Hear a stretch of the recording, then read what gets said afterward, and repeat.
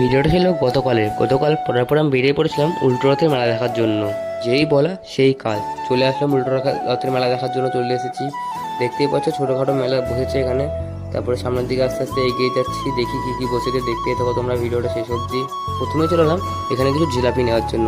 মেলা দেখতে এসেছি, জিলাপি নেবো না তাই কখনো হয় নাকি? তার জন্য এই দোকানে চলে আসলাম জিলাপি নেওয়ার জন্য। কাকু গরম গরম জিলাপি প্যাকেটে ভরে দিয়ে দিল। জিলাপিটা নেওয়া শেষ করে এবার যাচ্ছে হচ্ছে পাঁপড় আনার জন্য।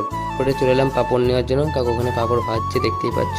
কাকু পাঁপড়টা ভাজা শেষ হলে আমাকে প্যাক করে দিয়ে দেবে, তাই জন্য দাঁড়িয়ে যেতে হলো। পাঁপড়টা ভাজা শেষ হলে আমাকে প্যাকেটে করে প্যাক করে দিয়ে দিল। আর এটা হচ্ছে এখানকার রথ, এই রথটা হচ্ছে উল্টো রথ, মানে এখানে রথ, এই রথটার জন্যই মেলাটা বসেছে। তারপরে সামনের দিকে আস্তে আস্তে যাচ্ছে, এদিকে বসেছে বাদাম, দেখতেই পাচ্ছ তোমরা সবাই, বাদাম বসেছে। এদিকে আইসক্রিম বসেছে, ছোটোখাটো জিনিস বসেছে। তারপরে আস্তে আস্তে দেখলাম এই ভাইগুলো রথ নিয়ে বেরিয়েছে, ঢোল ঢোল বাজিয়ে, খুব ভালোই লাগছে। তারপরে আরেকটা বড় রথ দেখলাম, দেখতেই পাচ্ছ। এই রথটা মেলা টেলা করে শেষ করে চললাম বাড়ির দিকে, রওনা দিলাম আস্তে আস্তে। চলো তাহলে বাড়ি যাওয়া যাক। আজকের ভিডিওটা এরকমই, কেমন হলো কমেন্টের জন্য রাধা রাধা বলতে